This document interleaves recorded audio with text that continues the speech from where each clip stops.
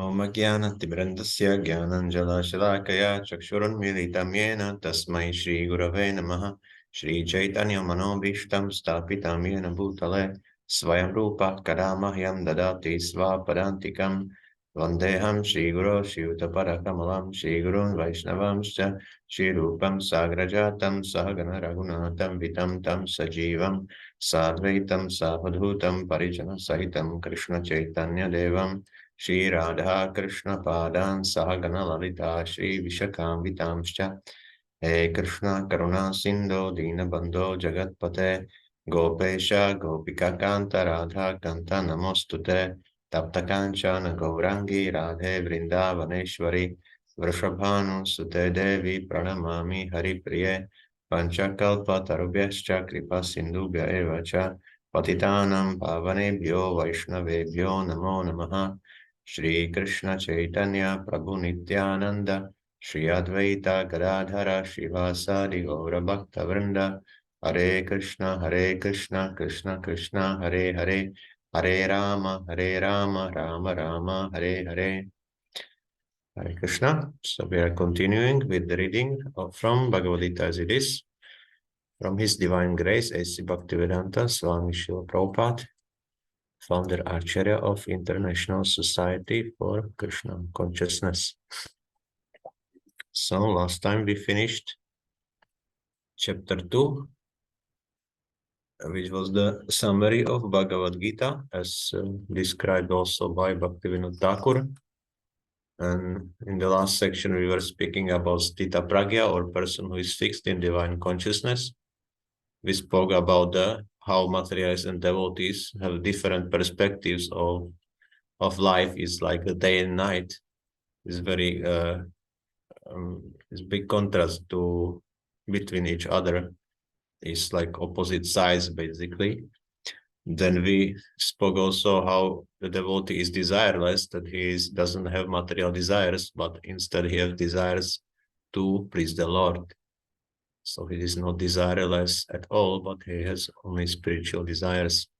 We also spoke how to attain peace and about the importance of knowledge for bhakti-yogis, that bhakti-yogis are not only sentimentalists who would just chant and dance and eat and like this, but there is a lot of philosophy behind it, and bhakti-yogis should know this philosophy also to have their practice deep enough.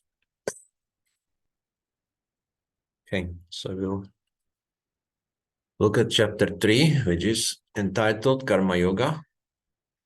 Basically, it's dealing with working with knowledge and detachment for the pleasure of the Lord, which is better than false renunciation. And there are various sections of Shlokas. So 1 to 2, Arjuna asked, what is better, renunciation or work?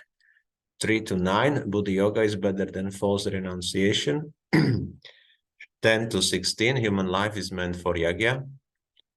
17 to 35, in order to set a proper example, Arjuna should perform his duties without attachment. And 36 to 42, how to defeat lust, the eternal enemy of the soul. So let's start with the Shloka 1. Arjuna vacha jayasi chet karmanaste mata buddhir janardana tat kim karmani ghore mam niyojayasi keshava. Arjuna vacha, Arjuna said, jayasi, better chet if karmana, than fruitive action, te, by you. Mata is considered buddhi, intelligence, janardana or Krishna, that therefore kim, why, karmani, in action, ghore, ghastly, mam, me, niyojayasi, you are engaging Keshava or Krishna. Translation. Arjuna said, O Janardana, O Keshava, why do you want to engage me in this ghastly warfare, if you think that intelligence is better than fruitive work? Purport. The Supreme Personality of Godhead Sri Krishna has very elaborately described the constitution of the soul in the previous chapter, with a view to delivering his intimate friend Arjuna from the ocean of material grief. and the path of realization has been recommended, Buddhi-yoga or Krishna Consciousness.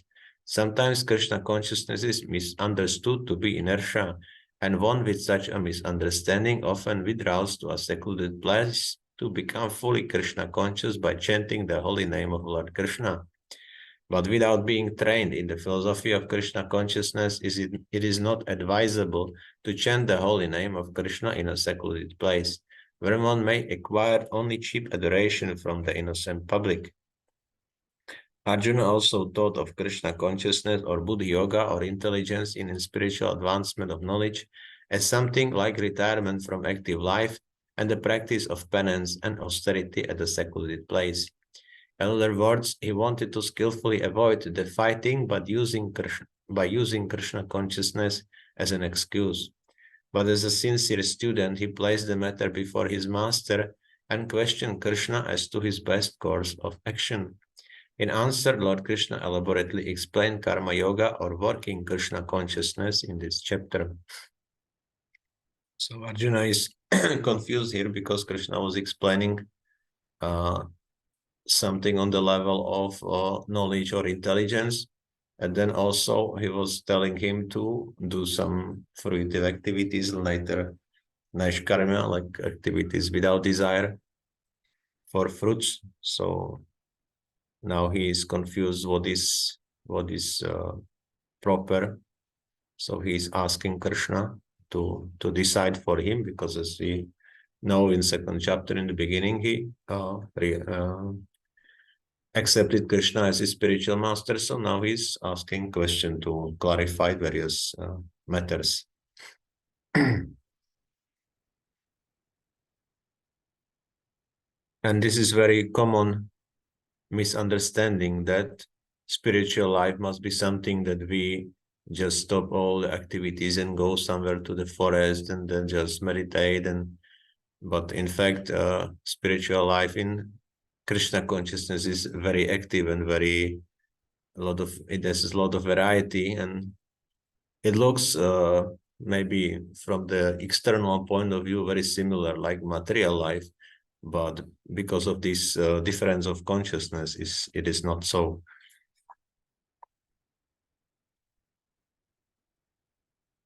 So Bhagavad-gītā 3.2 Vyamishrene vavakyena buddhim mohayasiva me tadekam vada nishchitya yena shreyo ham apnuyam.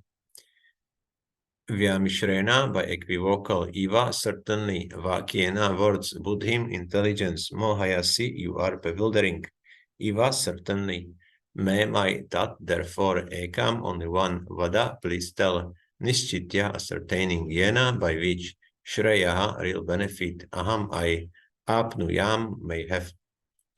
Translation, my intelligence is bewildered by your equivocal instructions. Therefore, please tell me decisively which will be most beneficial for me. Purport. In the previous chapter, as a prelude to the Bhagavad-gītā, many different paths were explained, such as Sankhya Yoga, Buddhi-yoga, control of the senses by intelligence, work without fruitive desire, and the position of the neophyte. This was all presented unsystematically. A more organized outline of the path would be necessary for action and understanding. Arjuna therefore wanted to clear up these apparently confusing matters so that any common man could accept them without misinterpretation. Although Krishna had no intention of confusing Arjuna by any jugglery of words, Arjuna could not follow the process of Krishna consciousness, either by inertia or by active service. In other words, by his questions, he is clearing the path of Krishna consciousness for all students who seriously want to understand the mystery of the Bhagavad-gītā. So Arjuna has a doubt here, and it's also very important in spiritual life. If you have some doubt and do not know how to move forward, that we clarify this doubt, because unless it's clarified, that mind doesn't know where to go, what to do, and it's kind of depressive state for the mind, that it doesn't know what's the actual goal or actual purpose. So it's very important, if we have any doubts, to clarify them with qualified person who has experience in this matter, whatever it is, that we can move forward and we don't stop on these things.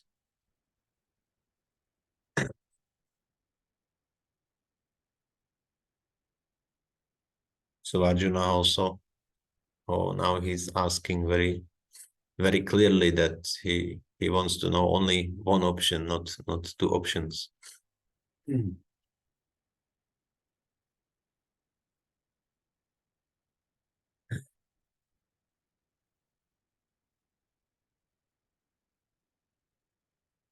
Comment. Okay. Srila Prabhupada also comment on this. The yogis who goes to secluded place, they go for personal benefits, but those who preach about Krishna is dear to Krishna.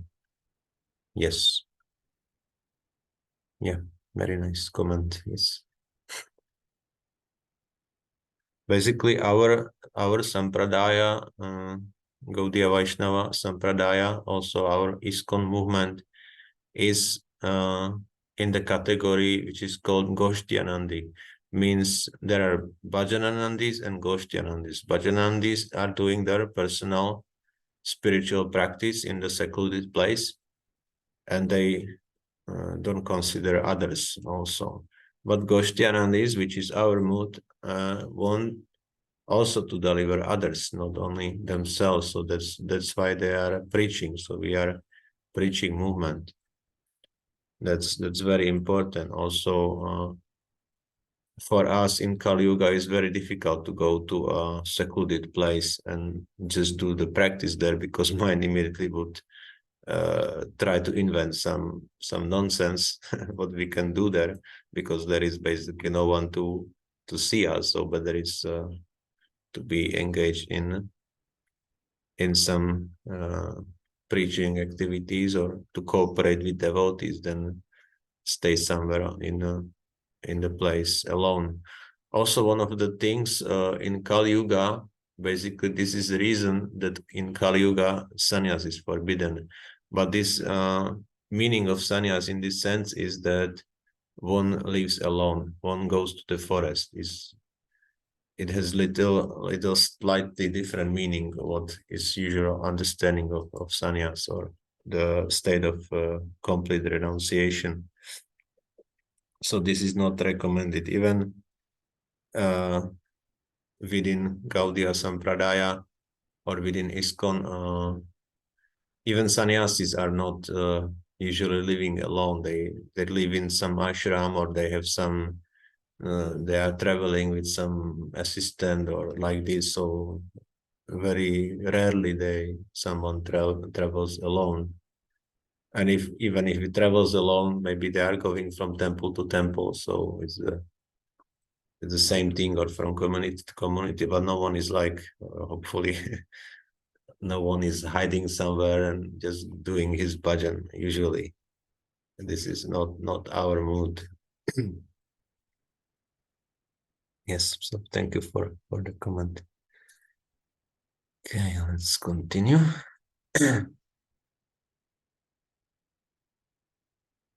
Bhagavad-gītā 3.3 Shri Bhagavan Vacha Lokesmin Vividha Nishtha Pura Prokta Maya Nagha Jnana Yogena Sankhyanam Karma Yogena Yoginam. Shri Bhagavan Vacha, the Supreme Personality of Godhead, said, Loke, in the world, Asmin, this Vividha, two kinds of Nishtha, faith. Pura, formerly, Prokta, were said Maya, by me. Anagha, or sinless one. Jnana Yogena, by the linking process of knowledge. Sankhyanam, of the empiric philosophers. Karma Yogena, by the linking process of devotion. Yoginam, of the devotees. Translation: the Supreme Personality of Godhead said, O sinless Arjuna, I have already explained that there are two classes of men who try to realize the self. Some are inclined to understand it by empirical, philosophical speculation, and others by devotional service.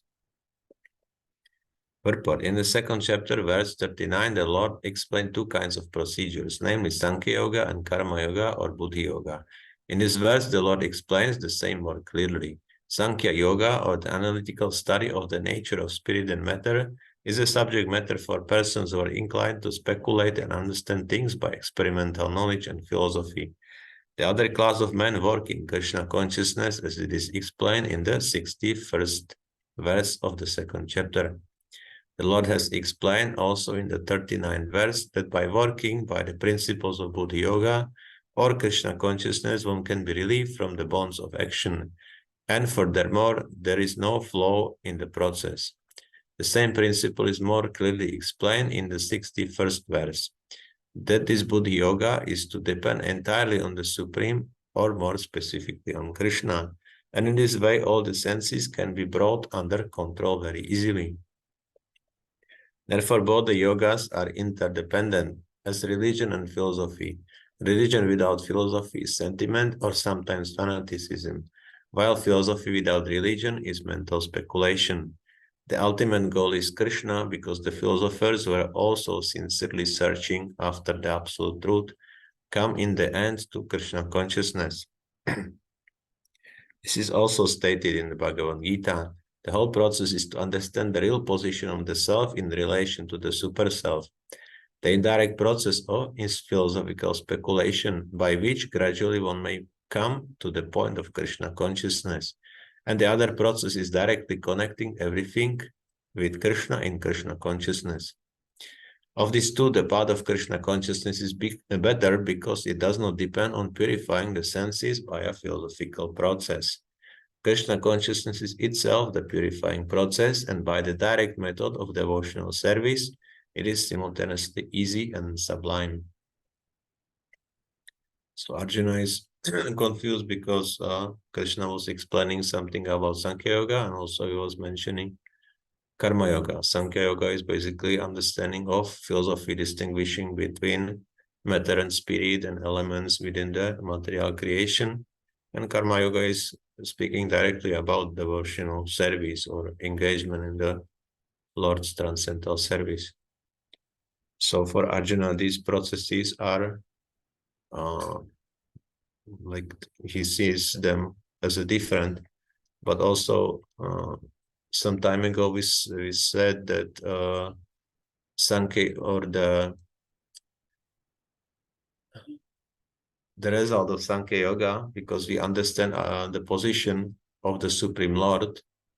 There was verse Bahunam Jarmanam Ante Gyanavan Mam Prapadyante Vasudeva Sarvamiti Samahatma Sudurlabha. So after many births and endeavoring for knowledge, the transcendentalists will come to understanding that Krishna is the origin of everything, cause of all causes, and in this way they surrender. So this is the starting position basically for devotional service, that they come to this understanding, and from this position they can start serving the Lord.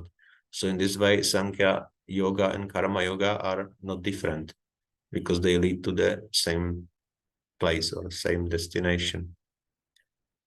But Arjuna sees it as different at the moment, because there are definitely different points of view on the same thing.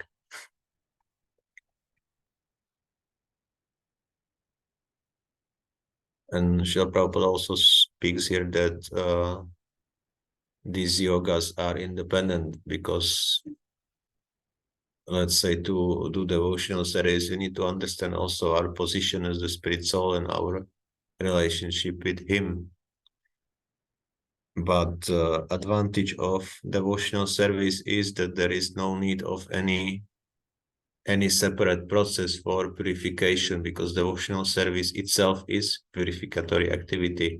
This is the basically glory of devotional service, that it's the process and also the goal of the process at the same time. So we doesn't have to change the activities when we take to the spiritual life and attain perfection. So we always do the same thing. We are doing the service for pleasure of the Supreme Lord. And even when we are leaving the body, we are just transferred to different realm and continuing with the service. So there's no difference in this way.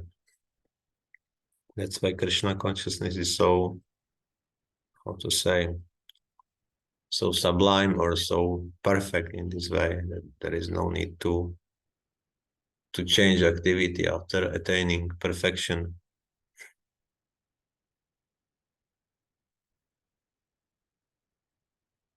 Okay.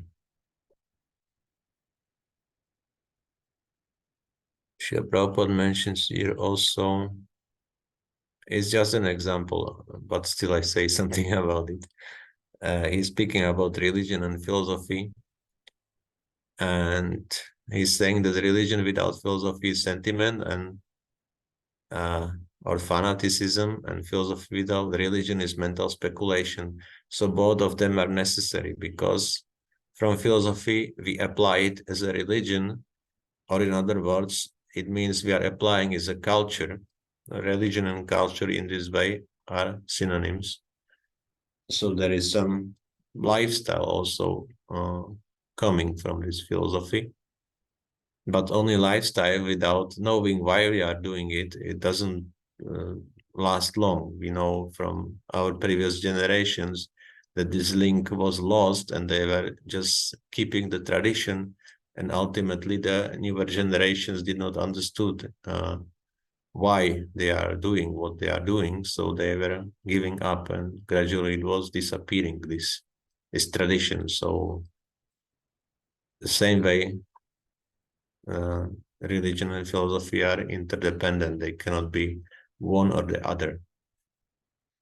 So from this example, also Srila Prabhupada mentioned that these yogas cannot be without one another. They are just different views of the, or different elements of the same thing.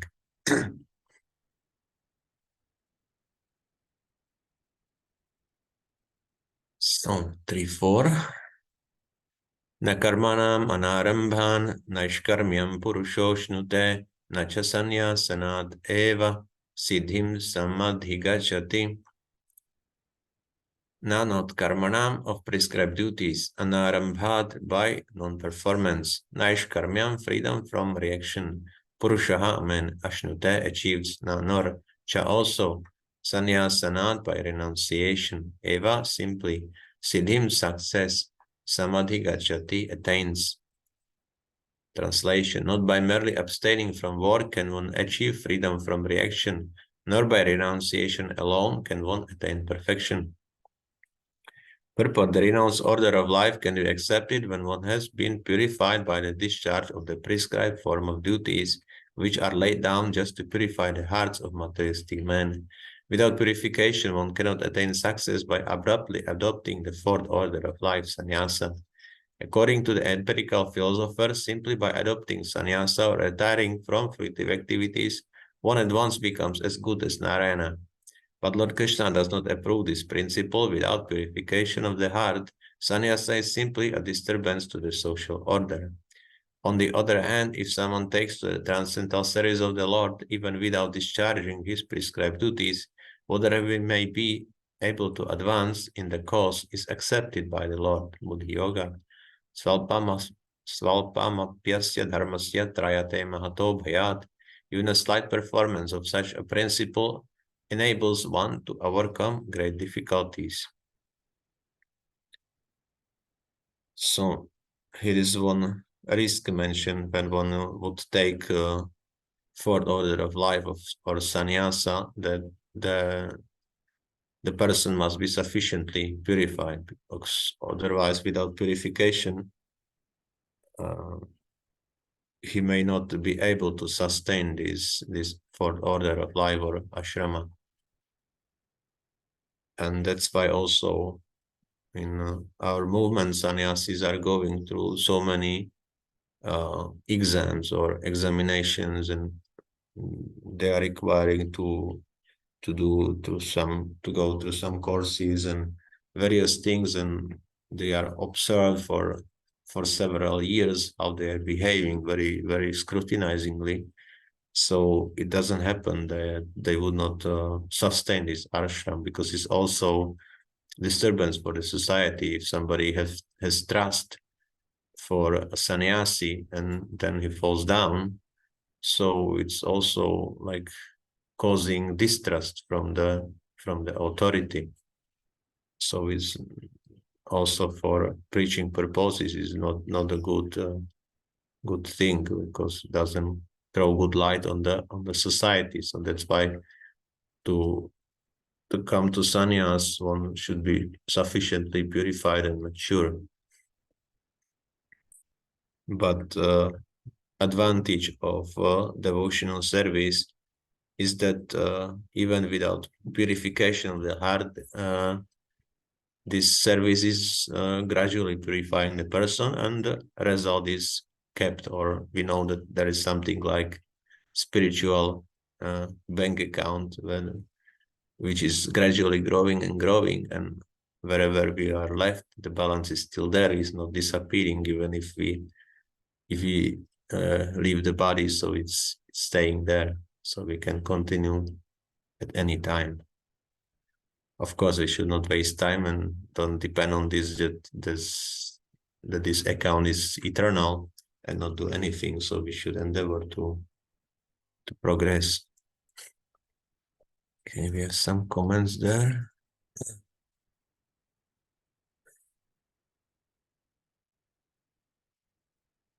India is on stake. The young generation, they hardly knows about true religion.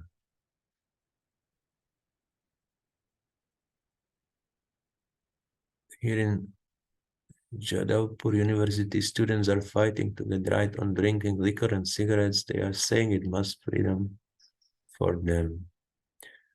Yeah, and it's very, very unfortunate that new generation doesn't understand basically the tradition, as I said, because they lost this philosophical link. And from my experience also, I don't want to say any bad things, but I see many people are philosophically so much confused that I'm not surprised that they are losing this link.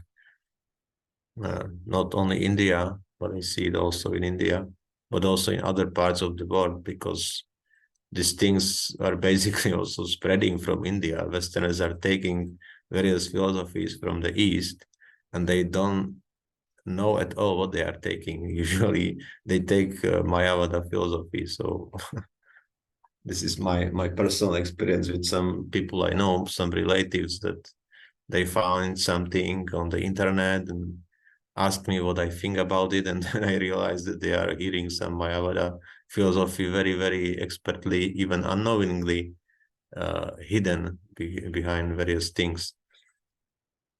So yes, there is no other way just to bring back this education of spiritual knowledge, the education of the spirit soul, and unless this is brought back, it will just degrade like this, that people will think that they have rights for everything and they can do whatever they want to do, but it also means that they will degrade sooner or later. So it's very important to spread this knowledge so people can understand. Hopefully also, I see that there are also a lot of interest. Some people are really waking up. Doesn't matter whether it's India or is in the West now, especially because the situation is quite tough there, more than here, I think. So many people are waking up and trying to find something, some absolute truth. And as I say, they are finding most of the time, Mayavada philosophy. So it's not so easy to get to it. But still, we have to be persistent and try to deliver this knowledge, this true religion, which is still pure enough that it can purify all those unfortunate people.